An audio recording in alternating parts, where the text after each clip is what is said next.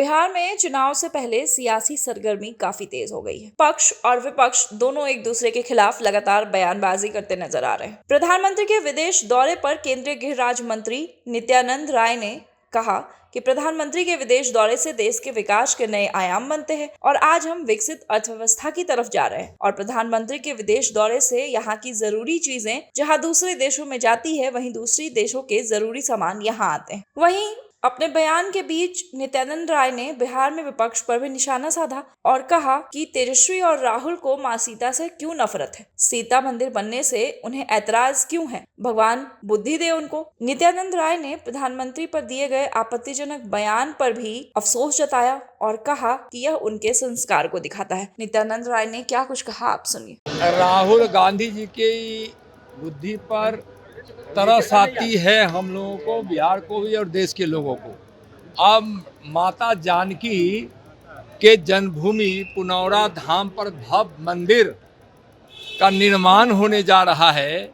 लगभग 1000 करोड़ की राशि से माननीय गृह मंत्री जी, मुख्यमंत्री जी के साथ भव्य मंदिर का शिलान्यास करके गए और उनको क्यों ऐतराज हो रहा है? तेजस्वी जी, राहुल जी, माई मैया सीते से क्यों इतना नफरत है? क्यों नफरत है? सीखिए, सीता माता समर्पण का प्रतीक है, गौरव का प्रतीक है, ममता का, त्याग का प्रतीक है। और आप उस पर भी आपत्ति है उनके जन्मभूमि पर भव्य मंदिर के निर्माण का। आपको भगवान सद्बुद्धि दे। राहुल गांधी ने जिस तरीके से अपने भाषण के दौरान प्रधानमंत्री को लेकर के दू तरह जैसे शब्दों का प्रयोग किया, कैसे देखते हैं उनके? या कोई संस्कारहीन आदमी ही कर सकता है। और राहुल जी और तेजस्वी जी बार बार हमारे माननीय प्रधानमंत्री जी को, यानी गरीबों के मसीहा को, विकास के भगीरथ को, एक कर्मयोगी प्रधानमंत्री जी को अपशब्दों से हमेशा संबोधित कर उनको अपमानित करने का काम करते हैं। उनका अपमान गरीबों का अपमान है, स्वाभिमान, देश के स्वाभिमान का अपमान है, उन्नति और विकास का अपमान है, भारत के पुरुषार्थ का अपमान है, भारत के गरीब किसान मजदूरों का अपमान है। राहुल गांधी जापान जा रहे हैं प्रधानमंत्री शिखर सम्मेलन में। मॉडल है, बिहार मॉडल नहीं है कि वोट चोरी। अमित शाह जो 50 साल बीजेपी की हुकूमत होने का वादा करते हैं, वो वोट चोरी की वजह से। मैं फिर से कह रहा हूँ, वोट चोरी करके राहुल गांधी जी के पूर्वजों ने अंबेडकर जी को संसद में जाने से 1952 में रोका, 78,000 वोट की चोरी की और 14,000 वोटों से उनको हराया।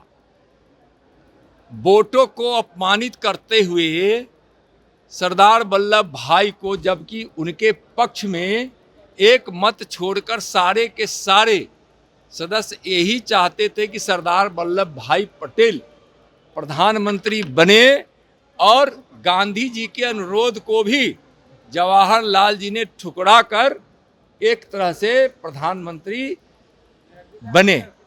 और देश का विभाजन उसके पहले ही हुआ था। प्रधानमंत्री की कुर्सी के लोलुपता में इन्हीं के पूर्वजों ने किया है।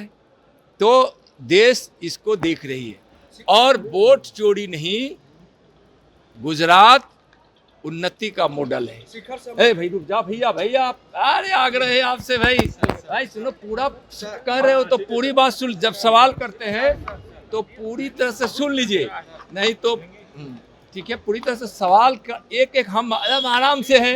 यहाँ लिट्टी चोखा भी हो गया है भैया, तो आपसे हाथ जोड़ के आग्रह है कि आराम से हमसे पूछिए, हम आपको जवाब देते हैं। और यहाँ गरम गरम लिट्टी चोखा का शौक भूल गया है, आराम से खाइए, समझे ना। और आप लोग अपने तरफ से एक दिन हमको भी खिलाइए, और किसी का जन्मदिन हो उस दिन जरूर हमारे तरफ से आप सब खाइए। क्या तो उनका जो है राहुल जी का यह कहना कि गुजरात मॉडल वोट चोरी का मॉडल है। राहुल जी, तेजस्वी जी, गुजरात मॉडल उन्नति का मॉडल है, विकास का मॉडल है, और उसको आप कहना है कि चोरी का मॉडल है। और आप चोरी के मॉडल आप कैसे है तो मैं पहले बता चुका हूं। और बिहार में आप चाहे स्टालिन जी को बुला लीजिए, रेवंत रेड्डी जी को बुला लीजिए, इन लोगों ने बिहारियों के डीएनए पे सवाल उठाया था, बिहारियों को गालियां दी गई इन लोगों के द्वारा। ऐसे कितने दर्जनों लोग हैं कांग्रेस के पास जो बिहार को हमेशा अपमानित करने का काम किए हैं, और उनको तेजस्वी जी और कांग्रेस यहाँ बुला बुला कर सम्मानित कर रही है। बिहार के लोग आंख खोल कर देख रहे हैं, देख क्या रहे हैं कि किस तरह से बिहारियों को गाली देने वालों को ये लोग सम्मानित कर रहे हैं। बिहार अब विकास की ओर बढ़ चला है। प्रधानमंत्री जी के 2047 के विकसित भारत के संकल्प और सपनों को पूरा करने के लिए बिहार कमर कस चुका है। अब बिहार 1990 से 2005 के जंगल वाला बिहार राज नहीं है। बिहार में आज अच्छी सड़कें हैं, घर घर बिजली है, पानी है, यहाँ किसानों के खातों में प्रधानमंत्री सम्मान निधि से पैसे जा रहा है, खेती की उपज बढ़ी है, यहाँ रोजगार के अवसर के लिए कई सारी नीतियां लाई गई है, और जो पलायन हुआ था वह पलायन बिहार में रुका है, जो जंगल राज लालू राबड़ी जी के जमानों में हुआ था। तो आज आंख खोलकर बिहार की जनता देख रही है। आप जिस प्रकार से बिहारियों का अपमान कर रहे हैं, बिहार की जनता आपको सबक सिखाए। तो हमने देखा किस तरीके से पक्ष और विपक्ष दोनों एक दूसरे पर हमलावर है। पक्ष और विपक्ष दोनों ही कोई मुद्दा नहीं छोड़ रही। अब जनता को क्या लगता है ये तो आने वाला वक्त ही बताएगा।